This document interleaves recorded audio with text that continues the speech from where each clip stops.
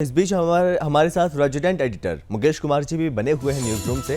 तो मुकेश जी, आपका भी स्वागत है और साथ में सर, और मैं आपके पास सर लौटूंगा। इस बीच यहाँ पर बड़ी खबर का रुख करेंगे। बड़ी खबर निकलकर सामने आ रही है महाराष्ट्र सियासी ड्रामे के बीच, जहां पर असम के मुख्यमंत्री हेमंत का बयान सामने आया है और कहा कि हमने विधायकों को नहीं रुकवाया। ये बात भी कही और कल भी यही बात कही थी, और असम में आने वालों को सुरक्षा देना हमारी जिम्मेदारी है और विधायकों को रुकवाने में हमारा रोल नहीं है। और साथ ही उन्होंने कल कहा था कि हम तो चाहते हैं, हम तो इनवाइट करते हैं कि उद्धव ठाकरे भी छुट्टियां मनाने असम में आए। मुकेश जी, क्या लग रहा है सर, अभी सियासी भविष्य क्या नजर आता है सर अभी? संभव मैं इसमें बात करूंगा, लेकिन मैं पारीक जी से एक सवाल पूछना चाहता हूं, अगर पारीक जी शायद इसको और साफ कर पाए। पारीक जी, ये जो संविधान की बात करी आपने, जो पार्टी का जो संविधान है अध्यक्षीय प्रणाली से शिवसेना का गठन हुआ है और उसके हिसाब से चलता है। हाँ। तो पार्टी के भीतर में जो लोग हैं, पार्टी के भीतर का डिसीजन जो है वो होगा, लेकिन पार्टी का जो संविधान है उसके ऊपर जो 10th शेड्यूल में 1987 में जो जोड़ा गया था, एंटी डिफेक्शन लॉ को लाया गया था, तो क्या आपको लगता है कि 2/3 जो अगर उनके पास शिंदे के गुट में है, तो पार्टी संविधान के ऊपर पार्टी का संविधान वो आड़े तो कहीं नहीं आएगा? 2/3 में अगर पार्टी का संविधान है तो वो व्हीप पे लागू हो सकता है या अध्यक्ष बनाने पे, नेता बनाने पे लागू हो सकता है, लेकिन जहां पर संविधान का नियम है उसके ऊपर तो पार्टी का कॉन्स्टिट्यूशन नहीं होगा ना?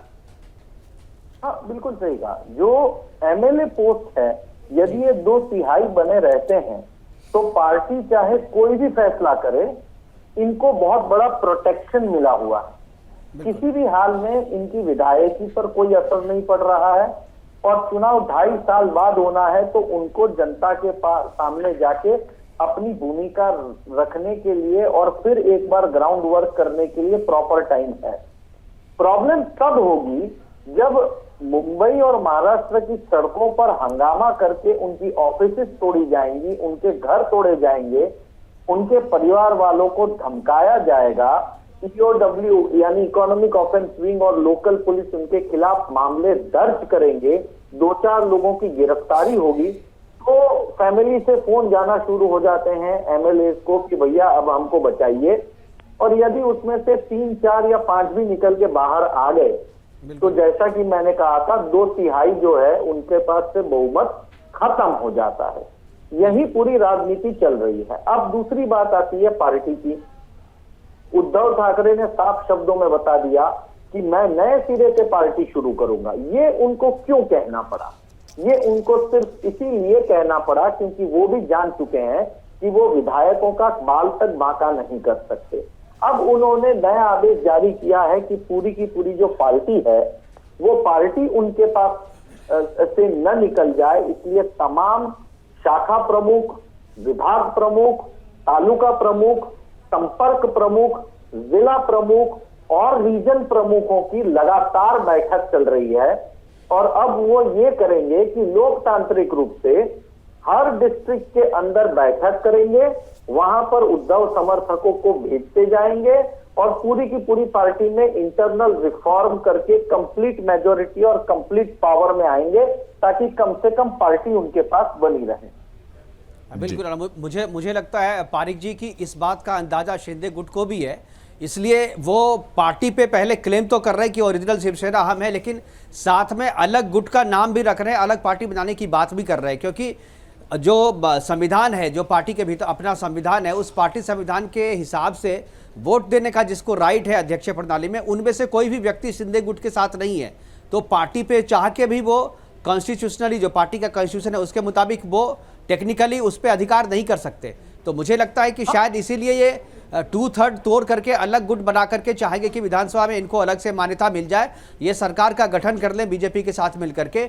बाकी शिवसेना जो है वो उद्धव ठाकरे के पास रहेगी, वो छीनना जो है मुझे लगता है ये अभी फिलहाल उसकी रणनीति नहीं है और ये इतना आसान शिंदे गुट के लिए नहीं होगा, क्योंकि पार्टी का कॉन्स्टिट्यूशन जो है वो एलजेपी के कॉन्स्टिट्यूशन या दूसरी जो राजनीतिक पार्टियां हैं उसके हिसाब से नहीं है। मुझे लगता है कि इस तरीके की पार्टी के संविधान का गठन जो है शायद इस स्थिति को भविष्य में भाप के ही कि शायद इस तरीके की स्थिति इन फ्यूचर हो सकती है, इसलिए मुझे लगता है कि इस तरीके का कॉन्स्टिट्यूशन जो है बनाया गया है पार्टी का। हाँ, बहुत ही कड़ा कॉन्स्टिट्यूशन है पार्टी का। 2 दिन से उनका कॉन्स्टिट्यूशन ही पूरी तरह से चर्चा में है। हालांकि एक भी आदमी एकनाथ शिंदे को वोट करेगा ऐसा नहीं है। रामदास कदम नाम के एक व्यक्ति शीर्ष 9 लोगों में से एक है और रामदास कदम जो है वो एकनाथ शिंदे को पक्का वोट दे सकते हैं।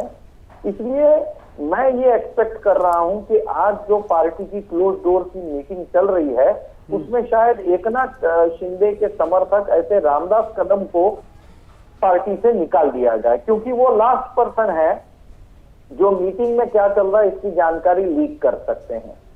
दूसरी बात यह है कि ये तालुका से लेके जिला से लेके तमाम जगहों को विभिन्न पार्टी मीटिंग सिर्फ इसीलिए कर रहे हैं कि वो अंश्योर करना चाहते हैं कि जो 254 वोट्स हैं उसमें से 5-10 वोट भी दाएं बाएं न चले जाएं, ताकि पार्टी उनके पास बनी रहे, धनुष्य बाण उनके पास बना रहे, ठाकरे सरनेम बनी रहे, शेर का जो ट्रेडमार्क है वो उनके साथ बना रहे, झंडा उनके पास बना रहे। आगे उनका ये मानना है कि हम हमारे तरीके से अपना भविष्य बना लेंगे। बिल्कुल, अगर पार्टी रही तो आगे सरकार भी आ जाएगी, लेकिन अगर पार्टी नहीं रही तो सब चीज हाथ से निकल जाएगा। तो सरकार बचाने से ज्यादा प्राथमिकता पार्टी बचाने। चलिए मुकेश जी, मैं आपको यहाँ पर रोकूंगा और इस बीच आप एक बड़ी खबर का रुख करेंगे। इस वक्त की बड़ी खबर निकलकर सामने आ रही है, जहां पर आपको बता दें कि एक तरफ जो सियासी भूचाल मचा हुआ है, वहीं दूसरी ओर यहां पर एक बैठक का जो दौर है वो शुरू हो चुका है। और इस बीच बड़ी खबर संकट के बीच महाराष्ट्र में जो सियासी हलचल है वो तेज है और शिवसेना की राष्ट्रीय कार्यकारिणी की बैठक शुरू हो चुकी है। और इस बैठक में सीएम उद्धव ठाकरे, आदित्य ठाकरे मौजूद हैं और रामदास कदम और अनंत गीते इसमें शामिल नहीं हुए हैं। ये बड़ी खबर इस वक्त निकलकर सामने आ रही है। और मुकेश जी, ये बैठक हो रही राष्ट्रीय कार्यकारिणी के, क्या औचित्य है? और इस बीच यहाँ पर जानकारी सामने आ रही है कि 2 नेता इस बैठक में शामिल होने पहुंचे ही नहीं है। संभव, देखिए जैसा कि अभी पारिक जी बता रहे थे कि गीते और जो कदम है ये दोनों शिंदे गुट के हैं और कार्यकारिणी के भीतर में क्या चहल पहल चल रही है, क्या किस तरीके की रणनीति बनाई जा रही है, शायद वो इस बात को लीक करते, इसलिए इनको भी इस बात की भनक होगी कि अगर हम जाएंगे तो मुझे निकाला जाएगा। और मुझे लगता है कि बिल्कुल सही बोल रहे थे पारिक जी, क्योंकि वो शिंदे गुट के नेता है तो शायद इनके खिलाफ वहां पर माहौल होगा, तो उसको भांपते हुए जो है ये वहां पर नहीं गए हैं। और मुझे लगता है कि आज उनको कार्यकारिणी से बाहर कर दिया जाएगा। और जो पहले दिन से हम लोग कह रहे थे यहाँ पे संभव की यह जो लड़ाई है अब शिवसेना के बीच भीतर की जो ये लड़ाई है, अब शिवसेना को बचाने की है। उद्धव ठाकरे अब सरकार बचाने की लड़ाई हार चुके हैं और वो इस बात को मान चुके हैं कि अब सरकार नहीं बचेगी, हमारे विधायक वापस हमारे पास नहीं आएंगे। इसलिए उनकी प्राथमिकता जो है वो पार्टी बचाने के लिए है, पार्टी पे अपनी पकड़ मजबूत करने के लिए वो कार्यकारिणी की बैठक बुलाए हैं, क्योंकि कार्यकारिणी में ही सारी डिसीजंस होते हैं कि पार्टी का अध्यक्ष कौन होगा, पार्टी का व्हीप कौन जारी करेगा, पार्टी के जो दूसरे जो वोट देने वाले लोग हैं वो पार्टी का डिसीजन लेते हैं, कौन पार्टी में रहेगा कौन पार्टी में नहीं रहेगा। और जब क्राइसिस होती है इस तरीके की जैसा कि अभी है, इस क्राइसिस के टाइम में उन वोटरों का बड़ा महत्व होता है, क्योंकि कार्यकारिणी ही ये फैसला लेती है संविधान के मुताबिक, क्योंकि पार्टी जो है वो रजिस्टर्ड होती है और पार्टी के सारे डिसीजन जो है वो कोर्ट में चैलेंज किए जा सकते हैं। तो कोर्ट में अगर आपके फैसले को चैलेंज किया जाएगा तो उसके लिए बचने के लिए आपको सारे फैसले पार्टी के संविधान के अनुरूप करना होगा। यानी आपको कार्यकारिणी बुलानी होगी, कार्यकारिणी में प्रस्ताव पास कराने होंगे और जो भी फैसला होगा वो वोट के जरिए आपको करना होगा, प्रस्ताव के जरिए करना होगा। तो ये सारे प्रोसेस किए जा रहे हैं। मुझे लगता है इस कार्यकारिणी में एकनाथ शिंदे और जितने भी विधायक जो कि बागी हुए हैं उन सभी को पार्टी से निकाला जाएगा और उसके बाद 2 तरीके की लड़ाई होगी। एक, पार्टी से आप निकाल सकते हैं लेकिन विधायकी आप खत्म नहीं कर सकते। विधायकी खत्म करने का अधिकार जो है वो विधानसभा को है। तो विधानसभा में जब जाएंगे वो, तो विधानसभा के लिए आर्गुमेंट तैयार किया जा रहा है। अब अगला कदम क्या होगा संभव कि वो व्हीप जारी करेंगे पार्टी की तरफ से और व्हीप का क्या जवाब देते हैं। व्हीप जारी किया जाता है जब, तो उसमें व्हीप के अनुरूप जो है सारे नेताओं सारे विधायकों को वोट करना होता है। अब एक टेक्निकल सवाल यहाँ पे ये भी बनता है कि व्हीप जो है सदन के बाहर लागू होता है या नहीं, ये पार्टी के संविधान के हिसाब से क्या है इसकी जानकारी मुझे नहीं, क्योंकि मैंने पार्टी का संविधान जो शिवसेना का जो संविधान है वो मैंने पढ़ा नहीं है, तो मैं अभी इसके बारे में नहीं कह सकता। अगर पारिक जी यहाँ पे होंगे तो मुझे लगता है कि ये सवाल पारिक जी से मैं पूछना चाहूंगा। पारिक जी, ये जो व्हीप है, क्या ये व्हीप जो house floor of the house काम करेगा या फ्लोर ऑफ द हाउस के बाहर भी अगर काम करेगा? अगर पार्टी अभी कोई व्हीप देती है तो क्या वो लागू होगा उन बागी विधायकों पे? देखिए ये अब जो इश्यू बन चुका है, ये नरहरि झिरवल नाम के एक विधायक जो कि उप सभापति हैं विधानसभा के, उनके हाथ में ये अधिकार है। लेकिन मैं एक और दिलचस्प पहलू आपसे बताना चाहूंगा जी। ये नरहरि झिरवल जो है ये सभापति नहीं है, ये उप सभापति। जी जी। और इस उप सभापति के खिलाफ 2 दिन पहले एक निर्दलीय विधायक ने अविश्वास प्रस्ताव दाखिल कर दिया है। तो जब उप सभापति के खिलाफ अविश्वास का प्रस्ताव लागू हो जाता है तो उस उप सभापति के पास कोई अधिकार नहीं होता कि वो एक भी आदमी को डिस्क्वालीफाई कर दे या फिर सस्पेंड कर दे जी। क्योंकि जब जिस व्यक्ति के ऊपर ही अविश्वास का प्रस्ताव हो तो वो कॉन्स्टिट्यूशन का एक बहुत बड़ा चैलेंज खड़ा हो जाता है कि वो अपने मन से लोगों को हटा नहीं सकता। तो एक जबरदस्त पेंच जो है वो आज तीसरा दिन हो गया, 3 दिन पहले ही डाल दिया गया है। तो ये जो वीप का आपने मुझे सवाल पूछा है, ये वीप ऑलरेडी इश्यू हो चुका है, ये वीप इश्यू हुआ है कल पारिक जी एक टेक्निकल सवाल यहाँ पे ये भी है, ये जो व्हीप जारी किया गया था, ये अविश्वास जब उपसभापति के खिलाफ जो अविश्वास प्रस्ताव दिया था इन्होंने, जो इंडिपेंडेंट एमएलए हैं, उसके पहले व्हीप जारी कर दिया था उन्होंने, तो उनके पहले अगर जारी किया गया तो वो तो लागू होगा ना? नहीं, इसमें भी एक पेंच है जी। सबसे बड़ा पेंच ये है, आप पूरी सीक्वेंस जरा 2 मिनट सुनिएगा जी। पहली सीक्वेंस ये है कि पार्टी का जो लीडर है वो एकनाथ शिंदे खुद है, यानी व्हीप देने का अधिकार उन्हीं के पास है और किसी के पास नहीं है। अब स्टेप नंबर 2 कि इनको पार्टी के चीफ व्हीप पद से हटाया जाता है। जब इनको इस पद से हटाया जाता है तब तक अविश्वास प्रस्ताव आ जाता है उप सभापति के खिलाफ जी। अब स्टेप नंबर 3 कि पार्टी अध्यक्ष जो है वो अजय चौधरी नाम के आदमी को चीफ व्हीप बनाने का एप्लीकेशन मूव कर देते हैं। जब वो अपना एप्लीकेशन मूव करते हैं उसके 2 घंटे के भीतर एकनाथ शिंदे एप्लीकेशन मूव कर देते हैं कि मेरे पास 2/3 मेजोरिटी है तो पार्टी व्हीप मैं ही बना रहूंगा। तो यहाँ से कॉन्स्टिट्यूशनल टकराव शुरू हो जाता है। बिल्कुल। तो बहुत सारे पेच हैं अभी जिसका खुलासा होना है और ये सारा टेक्निकली डिसाइड होगा, floor of the house decide होगा, कोर्ट में डिसाइड होगा और नियम के अनुरूप डिसाइड होगा। महाराष्ट्र में गदर मची हुई है और साथ ही साथ जो बाकी विधायक हैं उनमें भी वाकई में उनके जाने के बाद गदर मची हुई है अभी भी। देखिए ये तो काफी दिनों से चल रहा है, 4था दिन आज है और ये अस्थिरता जो है बनी हुई है।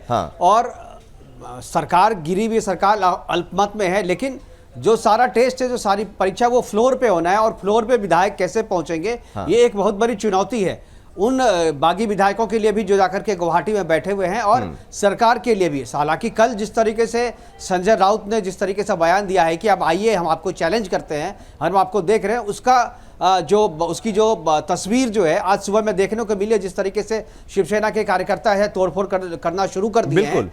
और आज रामदास अठावले ने भी कहा है कि शिव सैनिक जो है अब गुंडागर्दी पे उतर आए हैं। तो ये स्थिति जो है महाराष्ट्र में अब और भी हो सकता है आने वाले टाइम में और भी स्थिति खराब हो और ये जो डेमोक्रेटिक पद्धति है उसका बिल्कुल ही फॉलो उसको नहीं किया जा रहा है। और सरकार हालांकि वहां पर उद्धव ठाकरे की है, लॉ एंड ऑर्डर को मेंटेन करना उनका पहला काम है, लेकिन उन्हीं के लोग अगर यहाँ पे लॉ एंड ऑर्डर की स्थिति खराब करेंगे तो स्थिति बिगड़ सकती है। और मुझे लगता है कि ये सारी चीजें सेटल करने के लिए राष्ट्रपति शासन का लगना वहां पर जरूरी है, क्योंकि सरकार अल्पमत में है। सरकार के जो शिवसेना के जो 2/3 विधायक हैं वो टूट करके अलग गुट बना चुके हैं। अब उनको मान्यता देने की बात है और सरकार को अपना विश्वास सदन में हासिल करने की बात है। ये दोनों तकनीकी रूप से जो है जरूरी है। अगर आप किसी सरकार को अल्पमत में कहते हैं कि सरकार अल्पमत में है, तो अगर सर हम इस चीज को समझें टेक्निकली कौन मजबूत नजर आ रहा है तो फ्लो टेस्ट में क्या हो सकता है सर, इस चीज को मैं समझने की कोशिश करूंगा सर। लेकिन इस बीच आप एक बड़ी खबर मिल रही है उसका रुख करेंगे। सबसे पहले यहाँ पर बड़ी खबर निकलकर सामने आ रही है। एक तरफ महाराष्ट्र में धारा 144 लागू तो वहीं दूसरी ओर मुंबई सियासी हलचल पर बड़ी खबर इस वक्त निकलकर सामने आ रही। धारा 144 के बावजूद आदित्य ठाकरे जो कि सभा करेंगे, मुंबई पुलिस ने आदित्य की रैली को इजाजत दे दी है। धारा 144 के बावजूद भी आदित्य ठाकरे जो कि सभा करेंगे, ये बड़ी खबर इस वक्त हम आपको बता रहे हैं। और वहीं दूसरी ओर जो कि तोड़फोड़ हो रही है और इस बीच हो हंगामा लगातार जारी है और ये हंगामा बढ़ता जा रहा है। मुकेश जी, धारा 144 लागू, लेकिन उसके बावजूद भी यहां पर आदित्य ठाकरे जो कि सभा करेंगे की इजाजत दी गई है, तो जहां पर सभा होगा वहां पर 144 नहीं लगाया गया होगा और जो बाकी एरिया है वहां पर 144 लगाया होगा। ये एडमिनिस्ट्रेशन के ऊपर होता है कि वो कहां लगाए कहां नहीं लगाए, इसलिए कानूनी रूप से ये बिल्कुल सही है उनको सभा, लेकिन सरकार उनकी है, एडमिनिस्ट्रेशन उनका है, पुलिस भी उन्हीं की है, तो कुछ भी किस तरीके से डिसीजन लेते हैं ये उनके ऊपर में डिपेंड करता है, सभा में क्या बोलना चाह रहे हैं क्या नहीं बोलना चाह रहे हैं। लेकिन जो सबसे अहम सवाल यहाँ पे है कि स्थिति सामान्य कैसे होगी। स्थिति सामान्य तब होगी जब जो बागी विधायक है वो अपना शक्ति परीक्षण जो है, वो अपना शक्ति प्रदर्शन जो अभी लेटर के जरिए उन्होंने भेजा है, जो उन्होंने विधानसभा अध्यक्ष को, जो उपसभापति है उनको भेजा है और साइन किया हुआ 38 विधायकों का जो है वो पत्र भेजा है, जो कि 2/3 है। यानी तकनीकी रूप से वो पार्टी टूट चुकी है शिवसेना, और उसके एक धड़े के रूप में वो अपना मान्यता चाहते हैं, और जब उनको मान्यता मिल जाती है उसके बाद वो बीजेपी के साथ मिलकर के सरकार बनाने की स्थिति में होंगे। तो नियम के मुताबिक, कॉन्स्टिट्यूशन के मुताबिक जो है स्टेप बाय स्टेप जो है आगे बढ़ा जा रहा है, काफी फूंक फूंक के कदम उठाया जा रहा है, क्योंकि ये सारी चीजें उतना आसान नहीं है, क्योंकि स्थिति काफी कॉम्प्लेक्स है।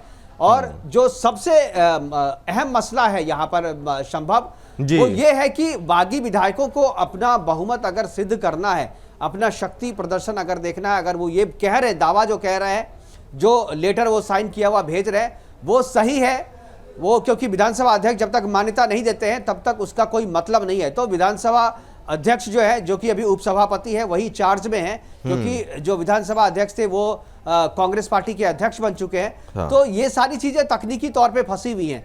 अब सारा जो गेम है आप संभव ये गेम जो है अब बीजेपी के पाले में है।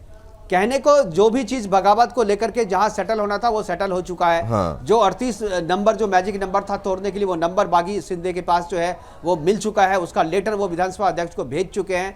दूसरी तरफ उद्धव ठाकरे ने भी हार मान ली है कि अब बागी विधायक हमारे साथ आने वाले नहीं है। संजय राउत का कल का जो बयान था, ठीक है, हमने सारे रास्ते बंद किए, हमने सारे प्रयास किए, लेकिन वो लौट के नहीं आए, तो हमारे सारे रास्ते बंद हैं। अब आइए आप, और मुंबई में हम आपका इंतजार कर रहे हैं। यानी एक तरीके से इंडिकेट किया है कि अब बाहुबल के जरिए जो है मसले को देखा जाएगा। फिर उद्धव ठाकरे और शरद पवार की जो मुलाकात हुई है, मुलाकात के बाद जो बॉडी लैंग्वेज और जो उनका बयान आया है, मुझे लगता है कि ये पूरी तरीके से रणनीति जो है वो चेंज हुई। हालांकि उद्धव ठाकरे जो है वो काफी इमोशनल कार्ड उन्होंने सोशल मीडिया, लेकिन लाइव के जरिए खेला था। जी लेकिन सर यहाँ पर हम देखें कि दो चीजें यहाँ पर नजर आती हैं। संजय राउत जब भी मीडिया के सामने आते हैं वो बीजेपी पर हमेशा निशाना साधते हैं। जब उद्धव ठाकरे यहाँ पर जनता से बात करते हैं वो इमोशनल कार्ड खेलते हैं, लेकिन बीजेपी पर निशाना नहीं साधते। लेकिन इस बीच यहाँ पर राउत का ये बयान भी आना कि बगावत जो संकट नहीं है बल्कि ये हमारे लिए अवसर है। सर इन चीजों को सर हम कैसे देखें? फिर देखिए, मैंने कहा कि बगावत संकट नहीं अवसर है, इसको बहुत ही तकनीकी रूप से देखना चाहिए। मुझे लग रहा है कि अब उद्धव ठाकरे को अपनी गलती का एहसास हो रहा है। और मैं समझता हूं कि उद्धव ठाकरे ने काफी आत्ममंथन किया है, और उनको भीतर ही, भले ही वो बाहर रूप से बाहरी बयान ना दे वो, लेकिन उनको इस बात का एहसास है कि गलती हमारी है। ये जो बगावत हुई है पार्टी में वो उद्धव ठाकरे के कारण हुई है, क्योंकि बागी गुट के जितने भी विधायक हैं उनका कहना है कि पार्टी कोर मुद्दे से, हिंदुत्व के मुद्दे से भटक गई थी।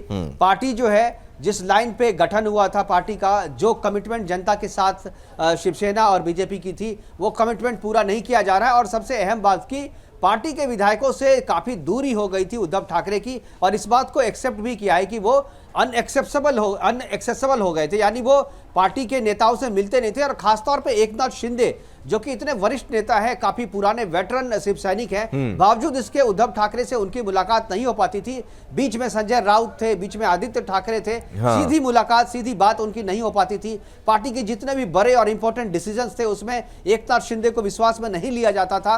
तो ये एक बहुत बड़ी वजह है जिसके कारण से ये बगावत हुई है। और इस बात को रियलाइज किया है उद्धव ठाकरे ने। उनका यह जो बयान है, जो हम इसको अवसर के रूप में लेते हैं, तो मुझे लगता है कि पार्टी को फिर से संगठित करने के अवसर के रूप में उद्धव ठाकरे इसका इस्तेमाल कर रहे हैं और इसीलिए ये पार्टी कार्यकारिणी की बैठक बुलाई है। और जमीनी स्तर के जो शिव सैनिक हैं उनके प्रति जो उनके दिल में भी शिव सैनिकों के, शिवसेना के प्रति और उद्धव ठाकरे के प्रति और इस गठबंधन के प्रति जो रोष है उसको एड्रेस करने के लिए उन्होंने इस मौके का फायदा उठाया, इस मौके का लाभ उठाया है और इसका इस्तेमाल कर रहे हैं। तो मुझे लगता है कि उद्धव ठाकरे जो है अब पार्टी में शिव सैनिकों के पास लौट रहे हैं और वही उनकी ओरिजिनल स्ट्रेंथ होगी, क्योंकि राजनीति में सत्ता तो आती जाती रहती है, मंत्री आप बनते रहते हैं, बिगड़ते रहते हैं, मुख्यमंत्री आप आज हैं कल नहीं है, हाँ। लेकिन पार्टी आपके साथ में होनी चाहिए। वही आपका ओरिजिनल जो राजनीति में स्ट्रेंथ है वो आपके कार्यकर्ताओं का और जनता का आपके प्रति समर्थन और समर्पण होता है, जो चीज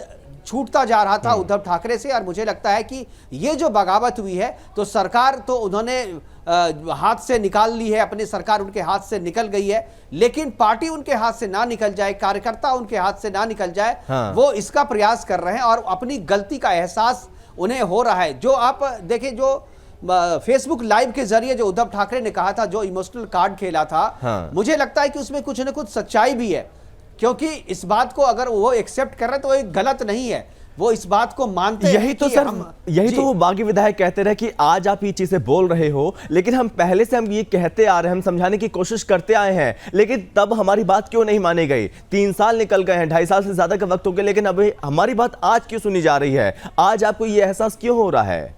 बिल्कुल, देखिए राजनीति में एक चीज है कि एक बार आपने डिसीजन ले लिया तो आप वापस नहीं आ सकते। हाँ। इस बात का एहसास जो है एकनाथ शिंदे और जो बाकी विधायक हैं उनको भी है, क्योंकि अगर वापस आएंगे हाँ। तो फिर उनके साथ ट्रीटमेंट क्या होगा इस बात की कोई गारंटी नहीं है, क्योंकि अब वो बागी की कैटेगरी में आ गए हैं। लेकिन ये चीज बिल्कुल सही है कि एकनाथ शिंदे भी सही हैं और अब जो है उद्धव ठाकरे भी सही है, क्योंकि वो सरकार को बचाने की जुगत में भले ही शरद पवार हो या कांग्रेस हो, लेकिन अब सरकार को बचाने की फिराक में मुझे नहीं लगता है कि उद्धव ठाकरे हैं। उनको लगता है कि अगर सरकार बच भी गई, अगर सरकार आगे गई तो इसका पॉलिटिकल फायदा जो है शिवसेना को कम और शरद पवार को और कांग्रेस पार्टी को ज्यादा होगी। बिल्कुल। आज अगर सरकार बदल जाती है, आज अगर सरकार गिर जाती है, राष्ट्रपति शासन लग जाता है, तो एक जो है इमोशनल कार्ड जो है वो खेल ही रहे हैं, दूसरा विक्टिम कार्ड भी जो है शिवसेना के पास आ जाएगा।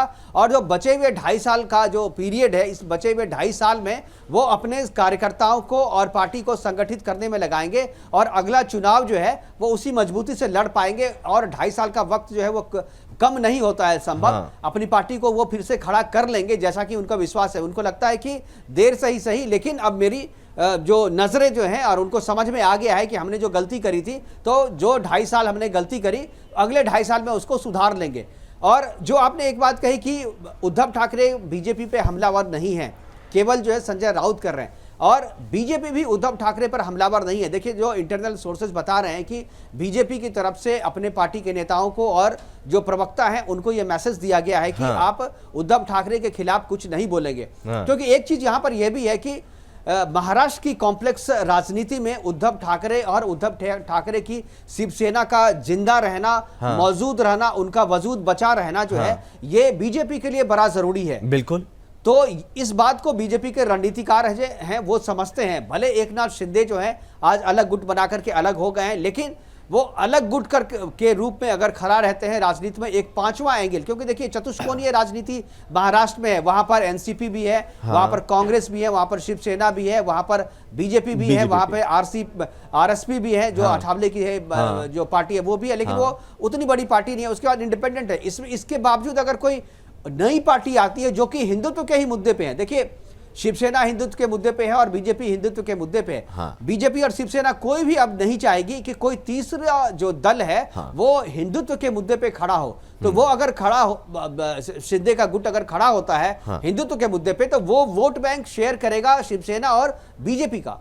तो बीजेपी कभी नहीं चाहेगी, शिवसेना कभी नहीं चाहेगी कि कोई तीसरी पार्टी जो है वो इसी लाइन पे आकर के खड़ी हो। इसलिए बीजेपी का जो लक्ष्य है कि शिंदे जो है अलग गुट बना करके विधानसभा में मान्यता मिल जाए, उनके साथ हम सरकार बना लें और एकनाथ शिंदे के गुट को बीजेपी में मर्ज करवा दिया जाए। हाँ। क्योंकि अगर एकनाथ शिंदे बीजेपी में मर्ज होते हैं हाँ। तो बीजेपी भी मजबूत होगी। हाँ। शिंदे को भी मनमाफिक पद मिल सकता है बीजेपी में, हाँ। और शिवसेना भी जिंदा रहेगी। हाँ। तो ये एक ऐसा फार्मूला है जो बीजेपी की तरफ से बनाया जा रहा है और इसी पे इंटरनली बातचीत हो रही है।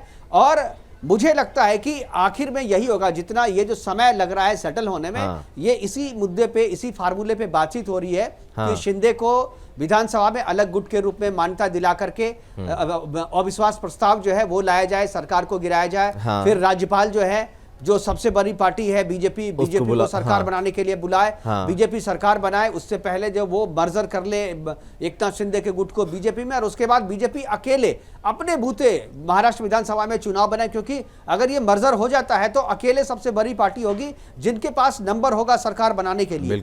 तो ये जो मसला है ये तकनीकी रूप से थोड़ा टाइम लेगा, लेकिन ये एक मजबूत फैसला होगा और ऐसा फैसला होगा जिसको सरकार कहीं से भी अस्थिर नहीं होगी। अभी जो आप देख रहे हैं संभव ये जो मसला आया है सरकार पे, जो संकट है वो क्यों?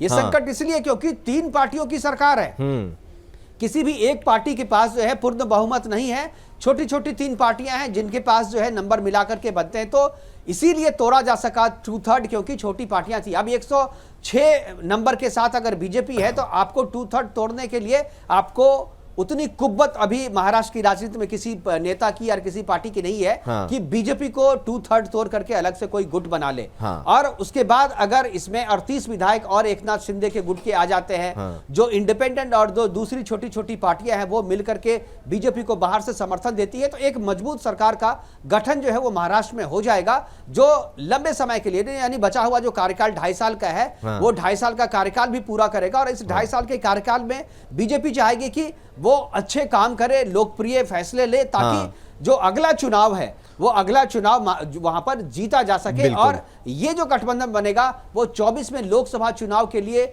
मोदी के लिए भी वो एक मजबूत और एक ही बहुत बड़ा इम्पैक्ट सहायक इम्पैक्ट देने वाला और चूंकि सर आप पहले इस बात को कहते रहे हैं शुरुआत से, जब बागी विधायक धीरे धीरे जा रहे थे, यहाँ पर बागी हो रहे थे, शिंदे ग्रुप में जा रहे थे, आपने भी उस टाइम पे इस बात का जिक्र किया था कि अभी लग रहा है जिस तरह की नाराजगी है उसके बाद यहाँ पर और भी विधायक टूट सकते हैं। और इस बीच यहाँ पर बड़ी खबर आ रही है जहाँ पर शिव सैनिक अघाड़ी से बाहर आने की मांग भी कर रहे हैं। यहाँ पर ट्वीट भी किया एकनाथ शिंदे ने, शिव सैनिकों ने एनसीपी पर पार्टी बर्बाद करने की बात कही और शिव सैनिक अघाड़ी से बाहर आने की मांग कर रहे हैं।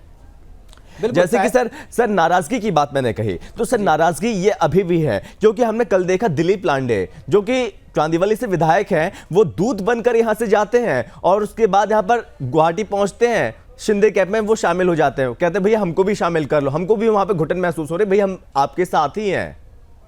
बिल्कुल, देखिए बहुत सारे ऐसे विधायक हैं जो अभी महाराष्ट्र में उद्धव ठाकरे के साथ बने हुए हैं। ये कोई जरूरी नहीं है कि फ्लोर टेस्ट में वो उद्धव ठाकरे के पक्ष में या महाविकास आघाड़ी के पक्ष में वोट दें। जब फ्लोर टेस्ट होगा, देखिए तकनीकी तौर पे आप देखिए संविधान जो बना हुआ है, जो 10th शेड्यूल में जो अमेंडमेंट करके जो एंटी डिफेक्शन लॉ लाया गया था, उस एंटी डिफेक्शन लॉ के मुताबिक अगर आप किसी पार्टी को तोड़ते हैं और अलग गुट के रूप में आप मान्यता चाहते हैं तो 2/3 नंबर आपके पास होना चाहिए।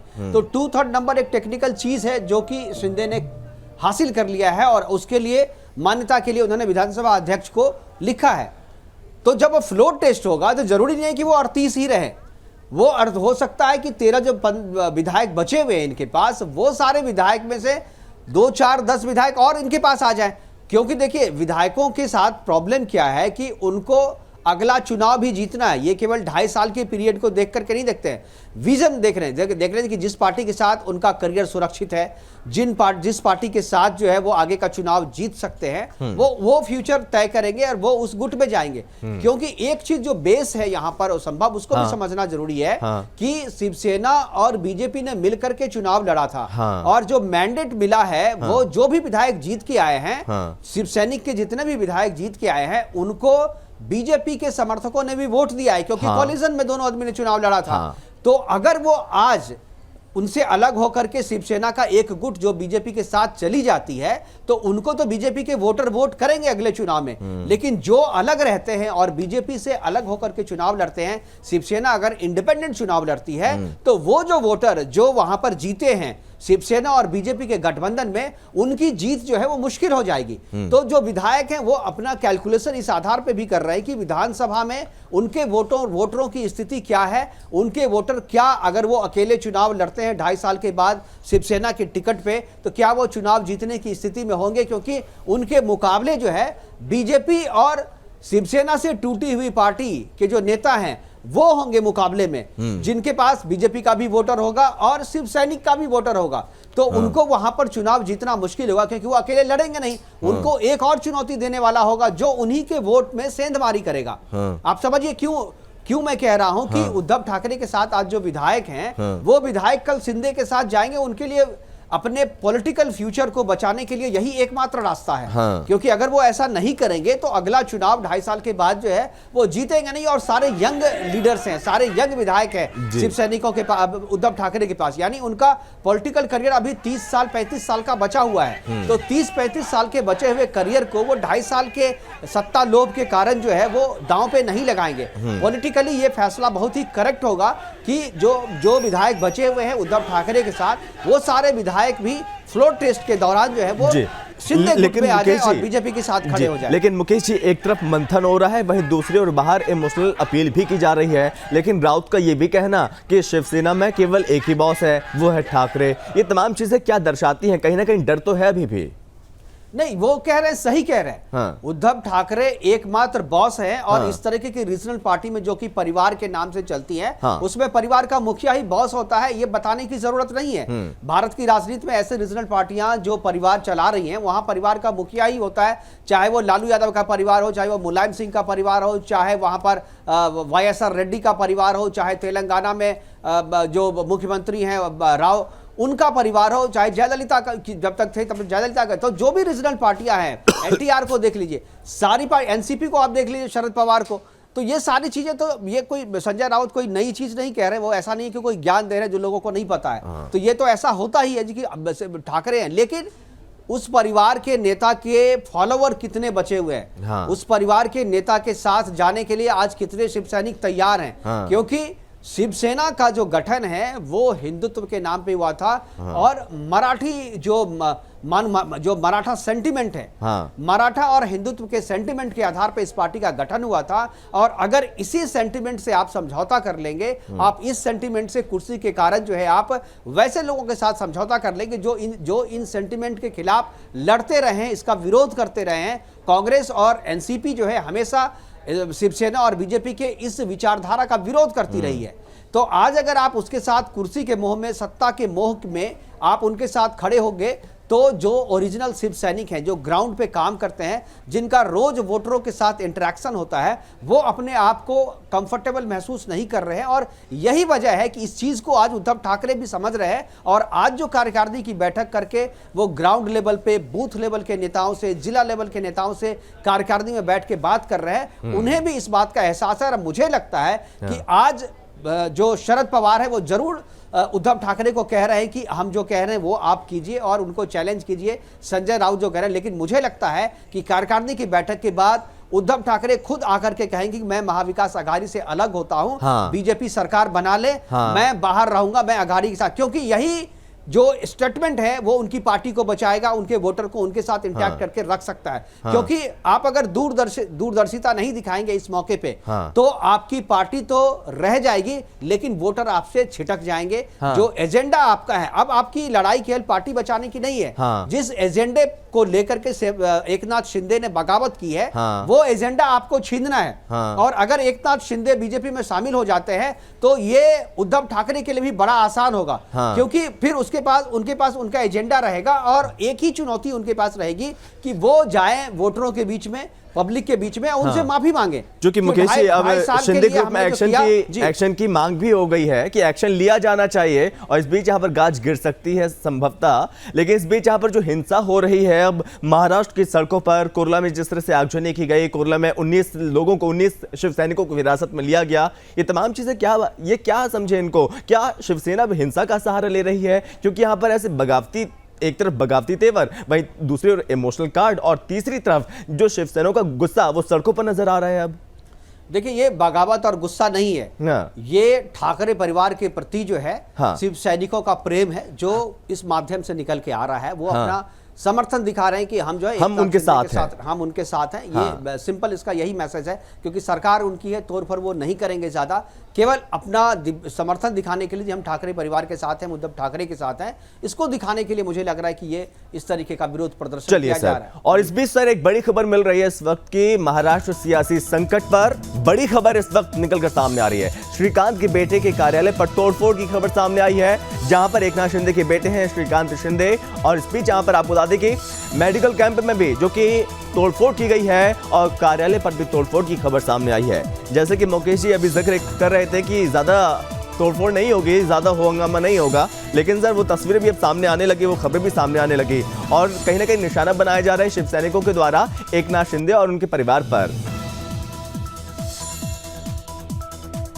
डाला जाए और एकनाथ शिंदे और जो बागी विधायक हैं उन तक ये संदेश पहुंचे कि महाराष्ट्र में वो सुरक्षित नहीं है। लेकिन ये जो विरोध है, इसके साथ में एक और ग्राउंड तैयार होगा। हाँ। ये इस बात को नहीं समझ रहे कि राष्ट्रपति शासन लगाने का एक ग्राउंड भी अब वो तैयार कर रहे हैं। ये बात जब उनको समझ में आ जाएगी कि ये तोड़फोड़ उनके खिलाफ जाएगी, तो फिर वो मुझे लगता है कि शांत होंगे। और उद्धव ठाकरे को इस बात को समझना चाहिए कि अभी जो चीज बची हुई है, अभी आप सम्मान इस्तीफा देकर के वापस जाए या राष्ट्रपति शासन लगा करके आपको गद्दी से हटा दिया जाए, ये स्थिति तैयार हो रही है। क्योंकि अगर आप हिंसा फैलाएंगे, लॉ एंड ऑर्डर की स्थिति खराब होगी, क्योंकि सरकार आपकी है, लॉ एंड ऑर्डर को संभाल के रखना जो है वो आपकी जिम्मेदारी है। लेकिन आप अगर उस जिम्मेदारी को नहीं निभाएंगे और आप ही के कार्यकर्ता अगर लॉ एंड ऑर्डर को बिगाड़ेंगे, तो केंद्र को हस्तक्षेप करना होगा। राज्यपाल जो है वो रिकमेंड कर सकते हैं राष्ट्रपति शासन के लिए इसी ग्राउंड पे।